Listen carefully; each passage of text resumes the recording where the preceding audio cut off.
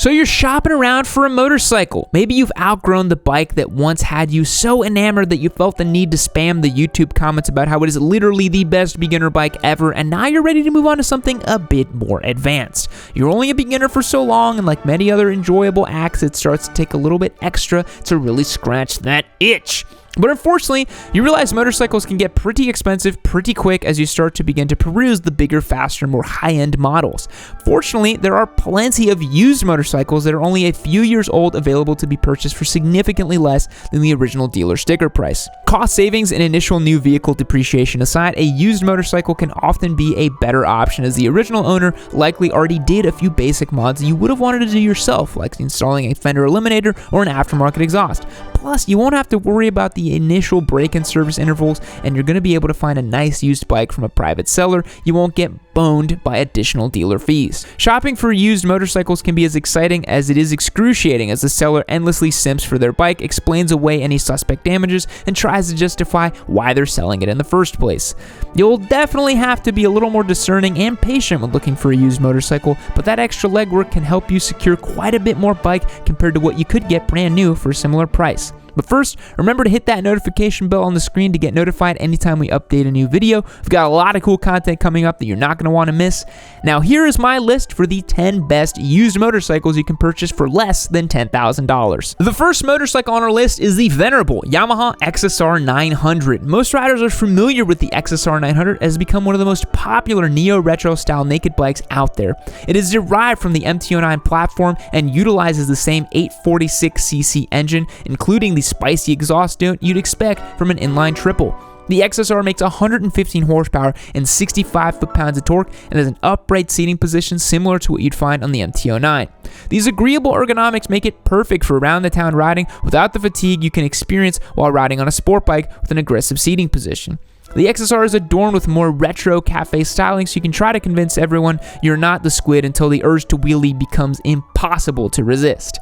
The later XSR models don't have quite as many electronic bells and whistles as the current model does, but they still have an adjustable front and rear suspension, rider modes, traction control, and a whole lot of other stuff too. While the 2022 model technically has an MSRP of $9,999, you would have to do some pretty questionable and possibly illegal acts to get one from a dealership for anywhere close to that after inflated dealer pricing, dock fees, taxes, and licensing.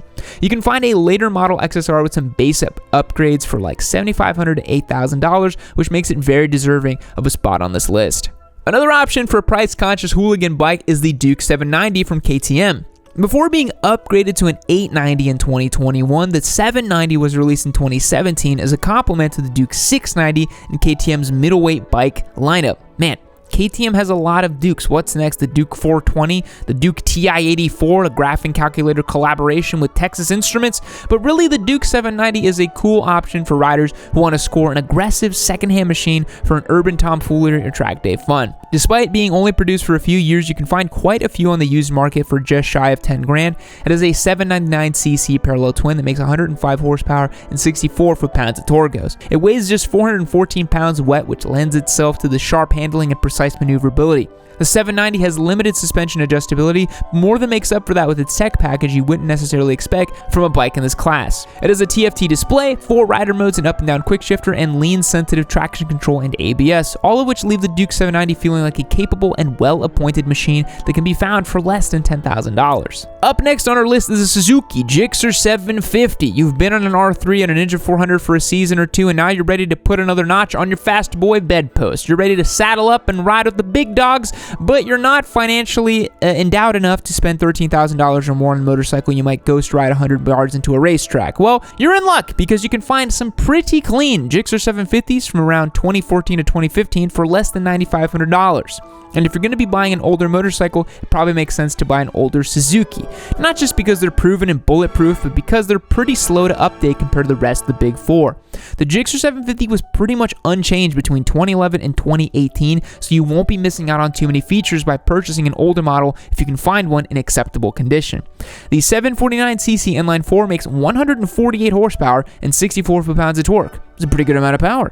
It won't have to be revved out as high as a conventional 600cc sport bike, has more than enough usable power than a liter bike, which makes it a little more interesting of a bike that's a class of its own. This generation of Gixxer 750 weighs in at 428 pounds wet with a shorter wheelbase for more responsive handling. It has a fully adjustable show suspension in the front and the rear as well, with Brembo brake calipers. Outside of the 2 adjustable power modes, there's limited tech on the Gixxer, which is kind of part of the charm. There's no traction control, no ABS, and no AI girlfriend, just raw, unbridled power that will continue to delight you no matter how long you abuse it. And you know, if you're going to be doing 150 miles per hour on the highway on your Gixxer Squid Missile, you're going to have to blast some Limp Bizkit inside of your helmet, which will be possible thanks to Cardo. And you're in luck. We sell Cardo communicator systems over on our website, shop.yamu.co, where every dollar you spend gets you 1 entry to win one of our giveaway motorcycles. Cardo communicators are our preferred way to stay connected with our friends while out riding or blasting some Antonian Vivaldi if the mood is so more contemplative. The Pack Talk Edge is the top-of-the-line communicator with their new air mount magnetic mounting system for quick and secure mounting and removal. It has high-definition JBL speakers and is fully waterproof. The Pack Talk Edge is in stock over at shop.yamu.co, so click the link down below and snag one for yourself and get entered to win one of our bikes. The next bike's coming in at number 4 might surprise you because I've dogged on it a little bit. It's Honda's CBR 600RR. This motorcycle has been in production since 2003 and served as Honda's middleweight contender in the 600 class.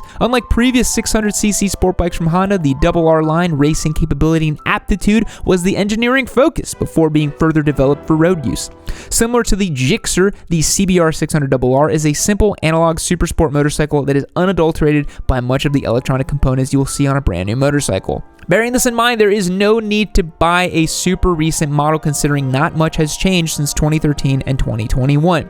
You can find a CBR from the mid-2000s for around $8,000, no problem, and have a little extra cash in your pocket for those track day expenses and alimony payments. The Honda CBR 600RR has a 599cc inline-4 engine that, in this era and configuration, makes 100 horsepower and 45 foot-pounds of torque. And yes, this is where I have to tell you that the CBR 600RR is a bit of a dog, but it's still a pretty good bike, and you can get them for pretty cheap too. It has a fully adjustable front and rear suspension, so you can really dial in your settings before things get too hot and heavy. The CBR is considered to have slightly more friendly ergonomics compared to some of the other 600 class rivals, which could come in handy if you intend to actually ride the thing for more than a few minutes at a time, but if you can find a good deal on a ZX6R, I still highly recommend it. Let's keep talking about super sports. The last sport bike on the list is my personal track day armament of choice is the Daytona 675R from Triumph. If you've spent any amount of time on this channel, you've likely heard me talk about how much I love the Daytona platform. It has always been my favorite bike in the middleweight supersport class. It has the charm and character you've come to expect from an inline triple from Triumph, which makes it more satisfying to ride than compared to the inline 4 race bikes from the Big 4. Triumph made the Daytona 675 from 2006 until 2017, with the R model being made available after 2011 for the Gen 1, and you can get them in the Gen 2s, the 2013 Plus. It has an inline 3-cylinder engine that makes 128 horsepower and 55 foot-pounds of torque. It has a super linear power band with a more noticeable mid-range torque compared to that of a comparable 600cc inline 4. It's super lightweight at 405 pounds with a narrow frame that makes it ultra flickable. The R model comes equipped with a quick shifter, fully adjustable Olin suspension, and Brembo brakes. Depending on your mileage, you can find a used 2015 Daytona for around $9,000. If you're looking for a used Daytona, I would act fast before I buy them up for myself. We have another Triumph in the list. Number 6 on our spot is the Bonneville T120. The Bonneville has been the sort of gold standard for modern retro-style bikes, owing much of its heritage to the original Bonneville platform from 1960s. It is a cool-looking bike that relies heavily on its cafe racer aesthetic with dual rear shocks, long flag seat, and straight handlebars. But unlike a clapped-out cafe racer built by some teenager using eBay parts, the Bonneville has modern components and the fit and finish you'd come to expect from a factory Triumph. It has a 1200cc parallel twin engine that makes 79 horsepower and 77 foot-pounds of torque. The 270-degree firing order gives the Bonnie a bit more pizzazz than you'd find typically in a parallel twin, and the high torque figures make the Bonneville a great option for ripping around town or heading to the Tame Impala concert. You can find a T120 from 2018 for just under $10,000. We have another retro-style bike, and number 7 spot on our list is the Kawasaki Z900RS. The Kawi Simps cannot believe it. Not only do we have a Z900RS as our current intermediate giveaway bike, but they also made our list as one of the best bikes you can buy for under 10 grand. There. Are you happy now? Jeez. The RS model aesthetically follows suit of the heritage rival trend with its retro styling. It is a clear descendant of the UJM days of yore. It has a 948cc cc inline 4 that makes 100 horsepower and 68 foot-pounds of torque, so it really only has seen marginal power gains compared to the original Z100 from 1972. I'm joking. Relax. Kawasaki riders are just so sensitive. The Z900RS is a cool option for someone who wants the usability of a naked bike, but they don't want to live with the aggressive sci-fi type looks that are typical of most motorcycles in that style. It is a well-handling machine with a fully adjustable inverted front fork and a preload and rebound adjustable monoshock in the rear. It calls on much of the heritage of the Kawasaki brand and the UGM era without sacrificing much in the way of contemporary components, power, or ride quality. A Kawasaki Z900RS that is just a few years old can easily be found for less than $10,000. In fact, I paid much less than $10,000 for our giveaway bike. Number 8 on our list for the cruiser boys and girls out there is the Honda Rebel 1100. 10 grand can get you a lot of motorcycles in most circumstances, but somehow still manages to not get you very far in the premium cruiser world thanks to Harley-Davidson Industrial Complex. This is where the Rebel 1100 comes in. This motorcycle has managed to redefine much of what consumers have come to expect from a cruiser, including looks, performance, tech, and value. It has a 1084cc parallel twin derived from the Africa twin that makes 86 horsepower and 72 foot-pounds of torque while weighing in only 487 pounds. The Rebel 1100 is a fairly new motorcycle, so the used market is not super saturated yet, but if you are interested in a cruiser motorcycle that will hold your attention without bankrupting your family, keep your eyes peeled for one. Used models from 2021 are going for around $9,500. The next motorcycle on our list is the Honda CRF 450L. This motorcycle is probably the best bang for buck if you're looking for a modern, larger displacement dual sport motorcycle that is still capable and lightweight.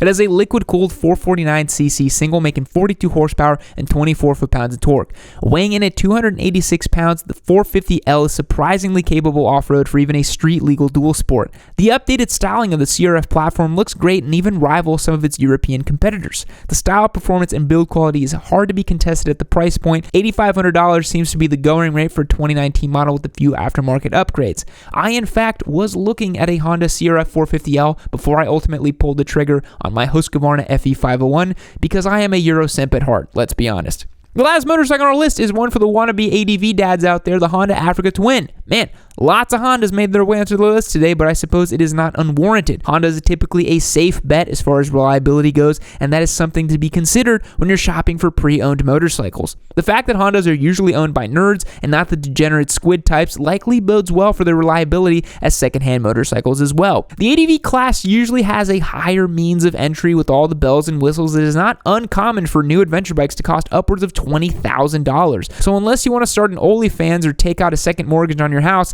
the Africa Twin is an affordable option to pursue in lieu of not settling for a smaller dual sport and rally trim. It has the 1098cc parallel twin engine that will have no problems traversing any terrain. You can buy a 2017 Africa Twin that is equipped with a couple $1,000s of aftermarket parts for probably around $9,000. If you enjoyed this video, click the bell on the screen to get notified so you can catch new content when it's fresh off the press. Fact: if you look into the etymology of robot, it comes from the Czech word robota, which translates to forced labor or work. The word was first used to refer to a fictional humanoid in a play in 1920. Goodbye.